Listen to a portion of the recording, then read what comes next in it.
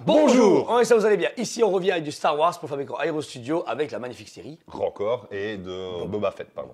Book of Boba, une série télé qui était faite en 9 épisodes, 6 épisodes consacrés à Boba Fett et que les gens ont dit pas mal, et puis 3 épisodes partis en live avec l'ENA, le Mandalorian, Rancor, Boba les Fett. 3 épisodes préférés malheureusement de Book of Boba des gens. Ouais. Après voilà, ça pétait. La scène qui a fait plaisir à plein de fans de voir un Rancor et un Mandalorian qui se chevauchent, c'est une référence à la jeunesse des Jedi, parce qu'il faut savoir qu'à l'époque les Jedi montaient, enfin des personnages du temps de la Force montaient des Rancors avec des ailes. Voilà, avec des ailes, tu carrément. ne pas la jeunesse, t'as pas vu Pas du tout, non. Attends, Je me souviens pas de celui-là. vendu dès que putain. Mais je me souviens pas de ceux avec des ailes, je t'avoue. Mais c'était le cas, et après, c'était un peu le rêve de la fan de voir enfin un Rancor monter. Alors, de toute façon, tout ce qui peut être une créature, c'est toujours stylé.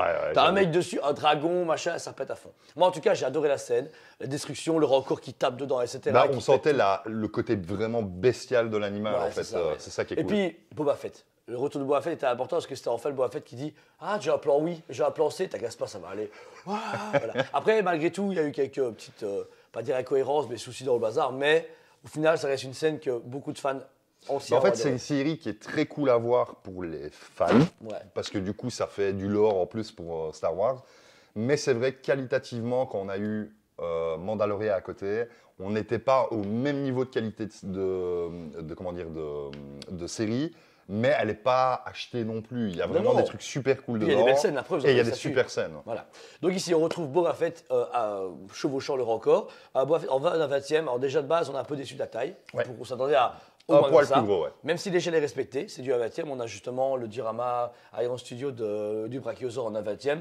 Quand on reporte, c'est Alan Grant fait la taille de Boba Fett, donc on est bon. Donc vous êtes bon, ouais. L'échelle est bonne, mais c'est vrai que je ne me rendais pas compte qu'à quel point un 20e était petit. Et je vois pas pourquoi ils l'ont pas fait au moins en un 15e. Parce que en fait, je pense que si tu le mets en un 15e, du coup, tu repars là-dessus et tu ne restes plus dans la même échelle que ce que eux ils voulaient. Je suis d'accord, c'est décevant un petit peu parce qu'on s'attendait, comme Julia disait, à une taille légèrement plus grosse. Un Rancor, en fait, pas un enfant. Ouais. Pour moi, non, mais je comprends ce que tu veux dire. Ça a toujours fait. Moi, j'ai je sais plus quoi, pas un 6e, mais ouais, comme ça. Il est comme ça. Et puis les gens, il y avait une version. Et là, par contre, c'est le Rancor qu'on voit dans le palais de Jabba. Ouais, dans l'épisode 6. Voilà. Il y a 2 Rancors dans les films, c'est celui-là. C'est ça. Donc justement, un Boba Fett super cool, assez classique puisqu'il est en armure repeinte, comme dans la série. Oui. Chevauchant, vous avez une chaîne en métal qui rejoint le Rancor à sa main gauche, qui est aimantée. Et qui est accroché du coup avec un anneau qu'il a dans le nez. Ouais, c'est ça. Donc ce n'est pas SM, mais... C'est aimanté et c'est facile. Ensuite, vous avez un Rancor, alors c'est pratiquement un Rancor qui est celui de avant Jabba, puisque après Jabba, après celui de Jabba, parce qu'il meurt. Vous avez du coup le deuxième, et celui-ci, c'est celui que Big Fortuna a récupéré, et que notre cher ami Boba Fett, du coup... récupère voilà. et se sert comme mon Super belle créature, ça a ton bleuté, c'est cool de voir un Rancor un peu différent. Oui. Et puis là, pour la première fois, c'est un Rancor, on va dire, un peu plus svelte, un peu moins gros et vieux. Il est plus jeune, je pense. Ouais. En fait, l'autre Rancor, je pense que c'est vraiment... il était sur la fin de sa vie, de toute manière. Il avait pris un peu d'embonpoint dans sa cage. La porte, c'était la porte. Ouais, clairement. Après, mais par contre, celui-ci, oui.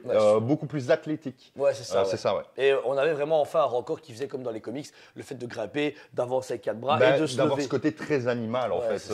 Même dans le déplacement, au final, que ce soit pas juste gros ton qui n'arrive pas à avancer. On voit quand même que ces muscles arrivent à le faire avancer assez rapidement, comme un gorille, par exemple. C'est ça.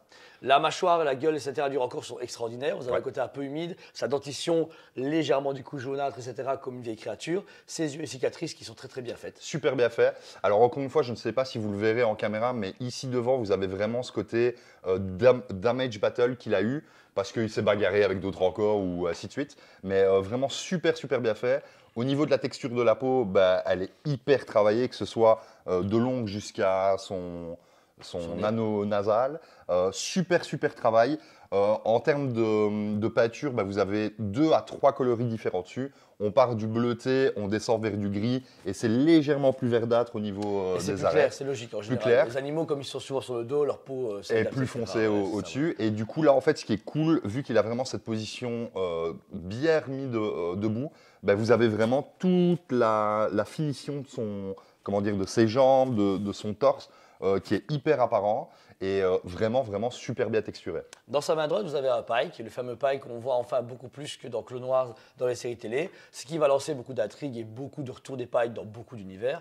Cool, puisque c'est contre lui qui se bat, il le prend, prêt à le bouffer. Alors est-ce que je voulais un autre bras, une autre tête pour qu'il le bouffe, ça aurait été cool, mais ça aurait été trop complexe d'un point de vue alimentation. Je vois ce que tu veux dire, mais c'est vrai ou au moins en avoir un qui le rapproche de sa bouche. Pas forcément dans sa bouche, mais qui le rapproche un peu. Ça, on voit le pike qui est paniqué, qui est en train de se dire « Merde, je me suis fait choper ». En même temps... c'est cool.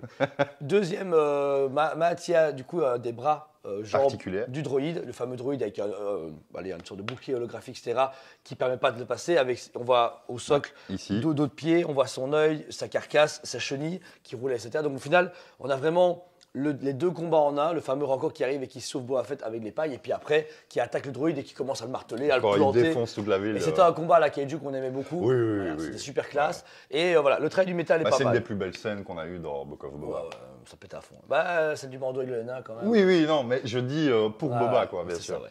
Donc voilà, vous avez tout le droïde du coup qui est démantelé. Le métal est pas mal, je trouve un peu décevant. J'aurais voulu un truc plus foil, plus argenté. En fait, plus métal. Là, on sent que c'est un métal qui Résine. a, ouais, et surtout qui a un peu vécu, on va dire, dans Ouais. le sens où on voit que la partie métallique très brillante a été un peu usée comme Ouais, ça. alors c'est pas avec le possible futur. parce que le robot est tout Et neuf. tout neuf. Et vient c'est te ça. faire péter la tronche, donc c'est pas possible que ce soit un débris.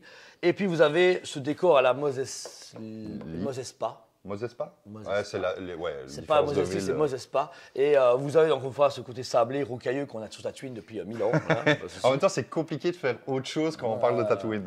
Vous avez un semblant de début de mur avec des panneaux qui montraient peut-être qu'avant qu'il y a une maison, un truc dans le genre. Moi, je dirais ici, peut-être, Ouais, et une qu'il l'a baraque. défoncé en C'est arrivant. ça. Et vous avez des éléments qui font rappeler Tatooine, comme ici un injecteur d'humidité ou je sais pas quoi. Et voilà, c'est tout. Mais après, le socle, par contre, ils n'ont pas été trop loin. Ils ont juste mis ça. Et en dessous, ce qui est marrant, c'est qu'ils ont remis les symboles du coup du palais, donc avec les symboles Oui. en basique, mais qui montrent vraiment ce côté honorifique, ce côté quand même prince du crime, roi de la pègre. Voilà, Bah, Boba ce Fett. qui... Oui, oui, d'ailleurs, on attend voir si on aura une saison 2. Alors, pas de saison 2, mais je pense qu'il va être dans le mode Noverse. Il va Ouais, se qu'il va se pointer. pointer, Ouais, ok. c'est ça, ouais. Donc voilà. Sur le statut, pas de limitation. Il ne l'a pas numéroté, mais en général, sur les pièces sont limitées entre 300 et 500 pièces. C'est mon estimation C'est personnelle. dommage quand même qu'Iron Studio, avec les années, n'ait pas pensé à noter en fait la limitation. C'est fait exprès. Je comprends ce qu'ils font parce que du coup, il y a ce côté, bah, on n'en a plus, on peut en refaire. Bah non, ça, ils ne peuvent pas en refaire, mais comme ça, ils en produisent autant qu'ils veulent. Mais en même temps, les gens qui ne le savent pas, ils déduisent qu'il n'y a pas beaucoup. Mais oui, mais du coup, en fait, pour le côté collectionneur aujourd'hui, Ça frustre. c'est quand même Ouais. frustrant de savoir que ben, on est peut-être 100 à l'avoir, il n'y en aura peut-être que 100 en fait, mais il y en a peut-être 1000 en fait. Et c'est ça qui est un Ça peu change dommage, tout, je trouve, ouais, ouais, chez Iron c'est ça. Studio. Et on a un budget de 889,90. Alors au début, avant de faire la review, moi je me dis, ouais, je pense qu'à 1200 €, c'est vachement petit pour 1200 €. Malgré tout, 880 €, ça reste du Iron Studio. C'est quand même cher pour Ouais. ce que c'est. Mais Iron Studio est un producteur cher de base. Voilà. Le 1/10, on est entre 200 et 350 € quand vous avez un peu De matière. de matière dessus. Donc en Ah, mais fait, tu payes au plâtre. Hein. c'est choquant, mais c'est pas choquant pour Iron Studio. en fait. Oui, c'est ça, voilà. Mais au-delà de ça, je trouve que c'est vraiment un caprice de fan. Moi, personnellement, j'adore le personnage. Moi, j'avais commandé, il m'attendait à plus grand, donc Ouais. je suis un peu déçu. Mais je veux dire, le travail en lui est quand même super chouette. Ça reste dynamique, C'est ça une reste. très belle statue, C'est on ça, va pas voilà. se mentir. Maintenant, effectivement, elle aurait été 15-20 cm plus grande. Ouais. Ou Là, ça aurait été, 500 €. ça aurait été ou moins cher. 500 €, j'aurais fait, ok, ça va. Oui, parce que tu l'aurais justifié à pratiquement 900 € en étant Ouais. ici, large comme ça, bah, ça fait une belle premium Mais format, quand on en fait, compare, on a eu la Belle la Bête avec le Diorama. qui c'est était 900 à balles. 900 € aussi. Donc en fait, on est toujours dans les tarifications de chez Iron Studio. Voilà, c'est juste cher, que, mais c'est comme ça. habituellement, quand on dit encore, tu vois. Donc ça fait un peu bizarre. Oui, oui, surtout que si tu as du premium format à la maison ou même les un quart de chez Iron, Ouais. bah, celle-là, ils n'ont jamais prévu de la faire en un quart parce que sinon, tu serais deux fois Non.